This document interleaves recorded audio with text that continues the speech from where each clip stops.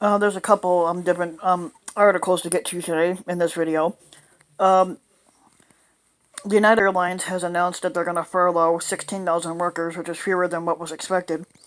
United Airlines said Wednesday it plans to furlough 16,370 employees in October, which was down from an earlier target of 36,000 after thousands of workers took early retirement buyouts or long-term leaves of absence, with the industry facing a slow recovery from the pandemic. United Airline officials had said that the final number could come down further before October 1st, when a prohibition on furlough ends. They said the furloughs would be postponed if Washington approves another $25 billion to help the passenger airlines cover the payroll costs.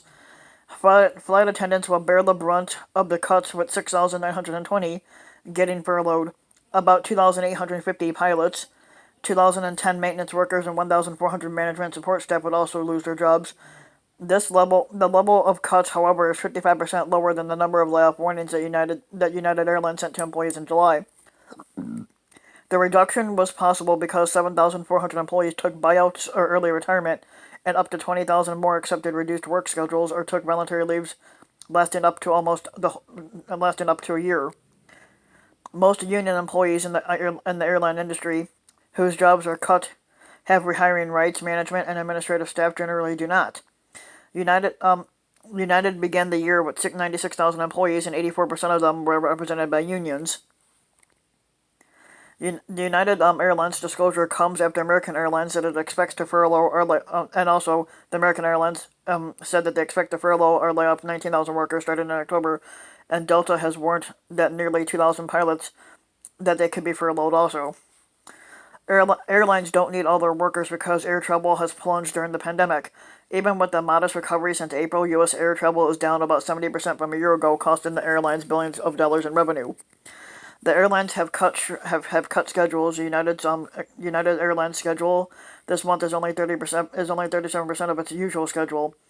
And it says in September of 2019 they slashed expenses and borrowed billions to survive the pandemic.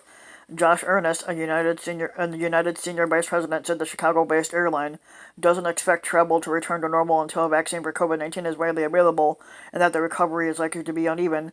The airline expects to recall furloughed workers piecemeal, he indicated. We don't have to snap everybody back at the same time, he told reporters. We can basically build our workforce as we need it, and as our schedule grows and as demand recovers. Airlines that expected federal aid or that accepted federal aid to cover payrolls have been barred from furloughing or laying off workers since March. United took about $5 billion in payroll cash and loans. And United and other airlines and their unions are lobbying Congress and the White House for another round of payroll support that would run through next March if they get it. Now the next one would be the Ford Motor Company. They had just announced today that they plan to lay off 1,400 workers. The Ford Motor Company, the Ford Motor Company is offering buyouts to salaried employees in the U.S., a move that comes as the car maker works to rebound from the coronavirus-related factory closures early in the year and prepares for a new executive leadership. Ford will offer the buyouts to certain salaried employees who are eligible for retirement as of December 31st, according to a memo the company distributed Wednesday that was viewed by the Wall Street Journal. Ford hopes to trim about 1,400 workers through the buy. Ford hopes to trim about 1,400 workers through the buyouts. A company spokesperson said it has about 30,000 salaried U.S. workers total, but eligible employees can accept offers to leave the company up to October 23rd, but those approved to leave departing by the end of the year. Kumar Galhotra, who's the president of the Americas and International Markets, said in the memo the company could terminate workers if the buyouts don't meet company goals. Hold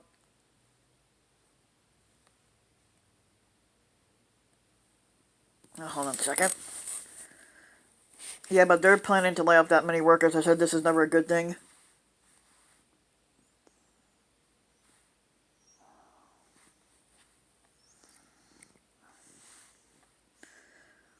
Hold on, go back for a minute. Yeah, and I'm still trying to figure out when these jobs are going to be coming back. Trump keeps going on. Oh, yeah, Fat Ass 45 keeps going. All these jobs are coming back. I said, where? Every day I keep seeing that people are being fucking laid off, so I want to know where the fuck these jobs are. Not that I would care anyway, because I do have a job, I said, but still.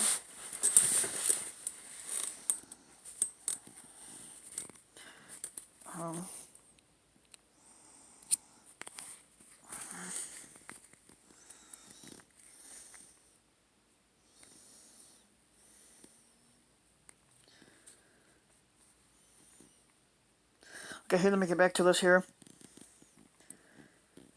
It says, okay,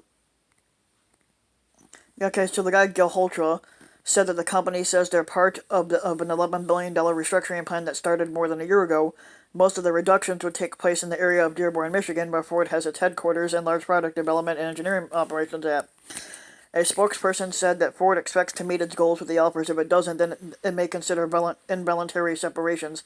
The offers will go to U.S. salaried workers who are eligible to retire as of December 31st, and those approved to retire would leave the company by the end of this year.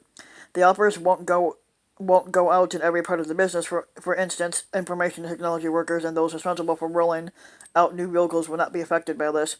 Ford has about 30,000 white-collar workers in the U.S. Last year, Ford said it would cut about 12,000 jobs in Europe and 7,000 white-collar positions worldwide as it trimmed expenses to prepare for a world of autonomous and electric vehicles. The 7,000 salaried positions amounted to about 10% of Ford's total worldwide and included 2,300 in the U.S. The cuts were accomplished with buyouts and involuntary layoffs. The cuts were designed to reduce bureaucracy and allow the company to make faster decisions. Like other automakers, Ford has been struggling this year as the coronavirus forced factory closures and chased customers away from showrooms. Factories have been reopened and demand is slowly returning. From April through June, Ford oh